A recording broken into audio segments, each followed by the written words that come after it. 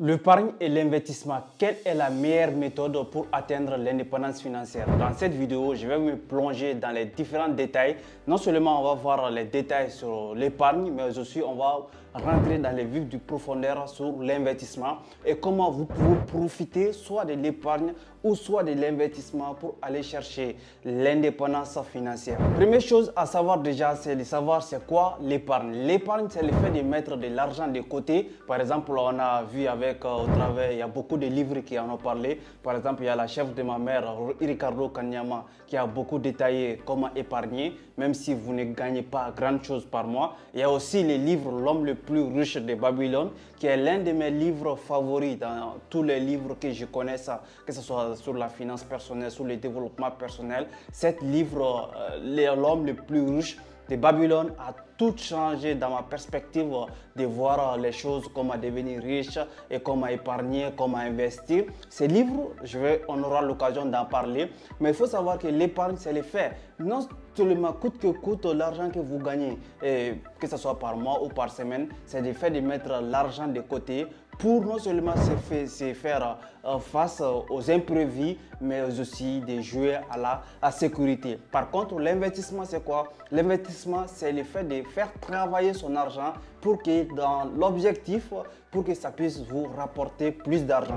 Par exemple, aujourd'hui, il y a plusieurs véhicules d'investissement. On en a parlé beaucoup sur ma chaîne YouTube. Ça fait plus d'une année déjà. On a vu tout ce qui tourne autour de la crypto-monnaie. On a vu tout ce qui tourne autour de l'investissement sur les actions, sur l'immobilier et beaucoup d'autres types d'investissements. Premier avantage de l'épargne, il faut savoir que l'épargne va vous permettre d'avoir la sécurité. Par exemple, imaginez une personne qui gagne, je ne sais pas, autant d'argent qu'il gagne par mois. Ça peut être, je ne sais pas, vous pouvez le mettre en francs CFA ou bien en dollars ou bien en euros. Supposons une personne, il gagne 200 000, 300 000, 500 000, voire 1000 euros, 2000, 3000 euros par mois. Et cette personne, il dépense tout l'argent qu'il gagne. Donc ça veut dire quoi? Ça veut dire que cette personne, il n'épargne pas. Et s'il y a des imprévus, par exemple, qui se fait face à cette personne, ça peut être des maladies, ça peut être des urgences, des voyages, ça peut être beaucoup d'autres choses que l'humain ne contrôle pas. Cette personne aura du mal à faire face à ces défis.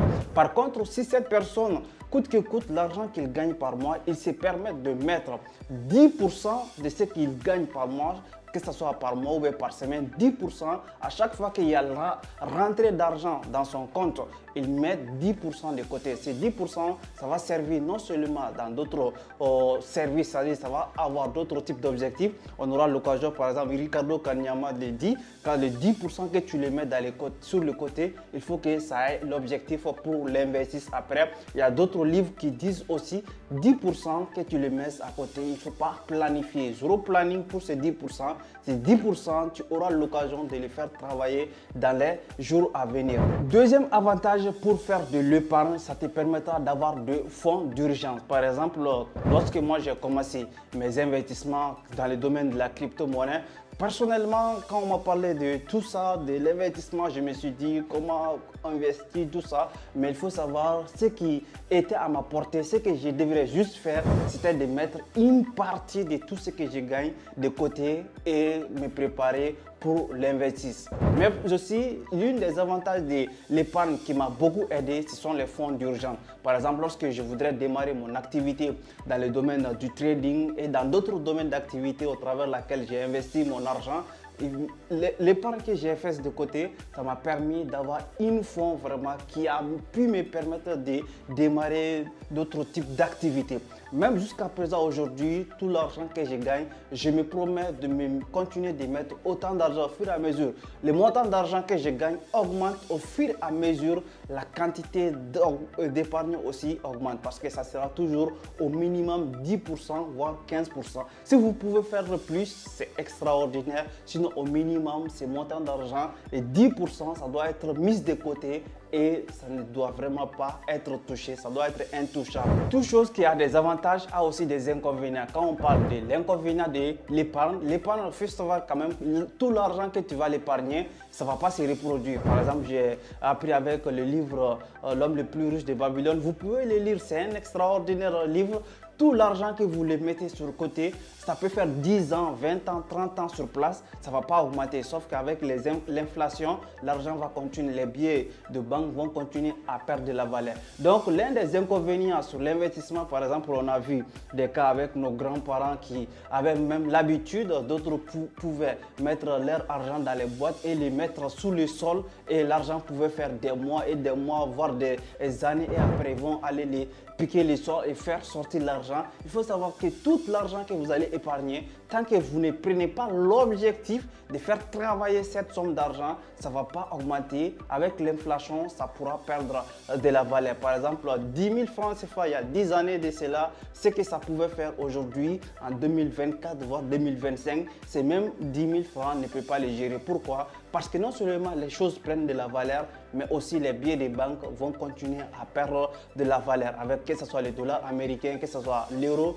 tous les billets des banques, au fur et à mesure le temps passe, au fur et à mesure les billets des banques vont continuer à perdre de la valeur. Le deuxième inconvénient avec l'épargne, au fur et à mesure que vous restez planté à votre argent planté à quelque part sous format l'épargne, ça ne va pas être multiplié. Ça revient un peu plus au premier inconvénient. Donc l'objectif du deuxième inconvénient, c'est de faire fructifier l'argent que vous gagnez. Par exemple, si une personne il gagne 1000 euros par mois, par exemple, et que cette personne il a besoin de 2000 euros pour atteindre l'indépendance financière, cette personne va penser que si il faut qu'il double l'activité, c'est-à-dire son activité, ce qu'il fait au quotidien, il faut qu'il multiplie par exemple l'emploi, 2 emplois en même temps, 3 emplois en même temps, voire faire plus de choses pour gagner autant d'argent, mais ce n'est pas la solution pour atteindre l'indépendance financière. Pour atteindre l'indépendance financière, l'argent que vous allez mettre de côté sous format l'épargne, il va falloir les travailler, comme ça revient à la règle, à la deuxième règle pour devenir riche à travers le livre L'homme le plus riche de Babylone. Je vous mettrai les liens si vous voulez, vous pouvez trouver les livres sur Amazon ou bien dans d'autres coins. Premier avantage maintenant avec de l'investissement, c'est ce qui a changé ma vie. Moi personnellement, comme on a dit avec travers le Warren Buffett, il a dit quoi? L'un des meilleurs investissements, c'est l'investissement que vous faites en soi. C'est pour cela aujourd'hui, par exemple, quand tu évolues, les formations que j'ai achetées, les livres que j'ai achetés, c'est extraordinaire.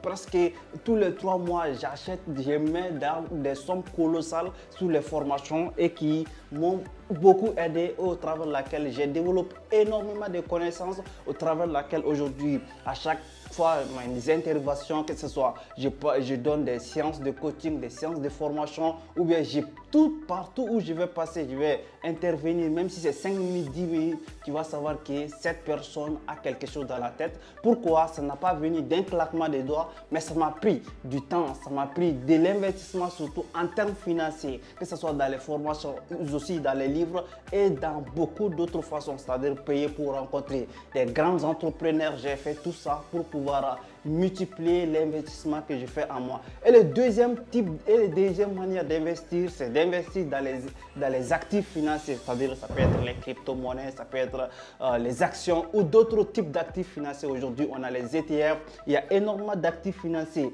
qui existent et on ne peut pas, au fur et à mesure, si vous êtes en train de gagner de l'argent au fur et à mesure, vous allez essayer de multiplier, de diversifier vos différents types d'investissements. C'est la raison pour laquelle aujourd'hui, on a l'opportunité d'avoir autant d'investissements, c'est-à-dire autant d'actifs financiers.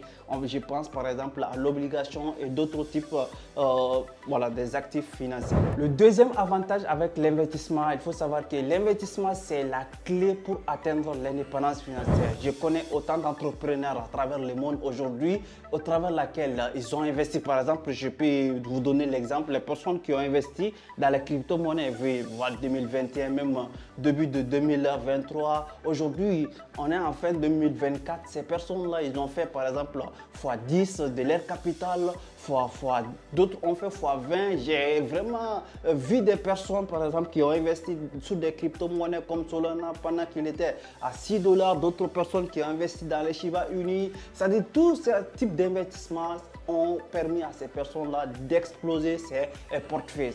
Au fur et à mesure, les crypto-monnaies, ça reste aujourd'hui l'actif le plus volatile et le plus florissant de tous les temps. Chaque actif a son temps. Aujourd'hui, au 21e siècle, c'est le temps de la crypto-monnaie, mais ça nous permet aussi, ça ne nous dérange pas aussi d'investir au fur et à mesure, de diversifier nos différents portefeuilles et de ne pas mettre tous nos œufs, par exemple, dans les mêmes paniers. Mais au fur et à mesure, on gagne de l'argent. Au fur et à mesure, on peut nous permettre de diversifier nos différentes portefeuilles.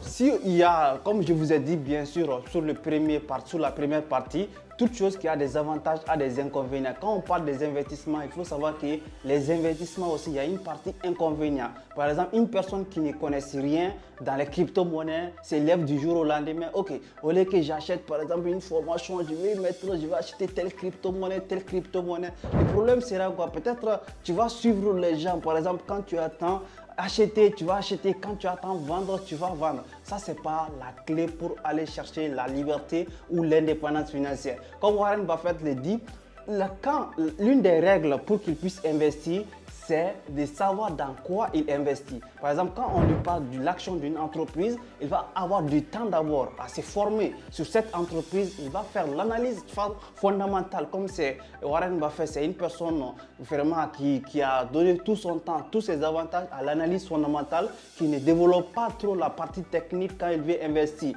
dans les actions. Donc lui, il se focalise uniquement sur les fondements d'une entreprise. Donc lui, son règle, quand tu lui parles d'un investissement, il ne va jamais investir tant qu'il ne connaissent pas. C'est la raison pour laquelle les personnes, par exemple, qui vont dire je vais investir dans les crypto-monnaies, je ne vais pas me former, c'est l'une des plus graves erreurs que vous pouvez commettre dans toute existence de votre vie. Donc avant de commencer à investir, que ce soit dans l'immobilier ou bien dans d'autres domaines d'activité comme les actions ou autre chose, il faut d'abord prendre du temps à vous former. Que ce soit tu veux débuter, tu veux commencer à trader, avant de vouloir commencer à gagner de l'argent avec le trading, il faut d'abord commencer à investir, à suivre des formations, à acheter des livres sur le trading, à se former pour pouvoir devenir un trader rentable sur le marché. La deuxième inconvénient maintenant de l'investissement, ça va vous permettre, ça va vous demander du temps, c'est-à-dire de chercher à maîtriser les risques que vous faites. Par exemple, si vous allez investir dans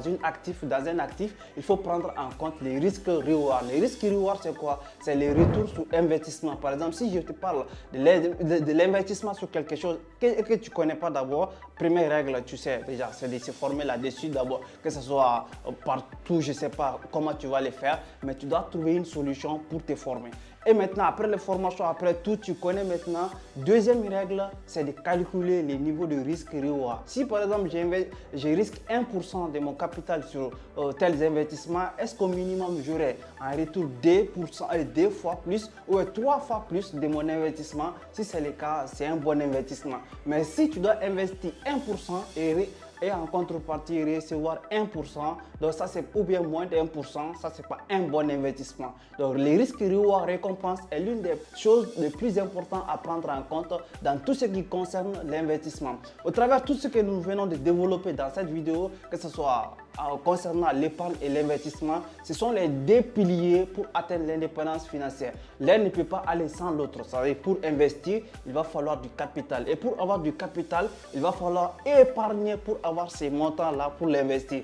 Et maintenant, quand vous investissez aussi, il faut savoir dans quoi vous investissez et continuer à vous former dans ce que vous investissez, parce que ce monde, il y a plus, au fur et à mesure le temps passe, au fur et à mesure il y a plus d'informations. Par exemple, en 2021, on ne parlait pas des ETF, en 2021, il n'y avait pas de crypto-monnaies sur l'intelligence artificielle, mais en 2024, les crypto-monnaies qui sont en train d'exploser sont même la majorité basées sur l'intelligence artificielle. Il y a des bitcoins, les ETF de bitcoin aujourd'hui, on peut investir. Donc, au fur et à mesure le temps passe, au fur et à mesure la technologie évolue et la technologie nous donne plus de possibilités et plus d'opportunités. Donc pour ne pas être en retard, il faut être toujours à la hauteur de l'évolution.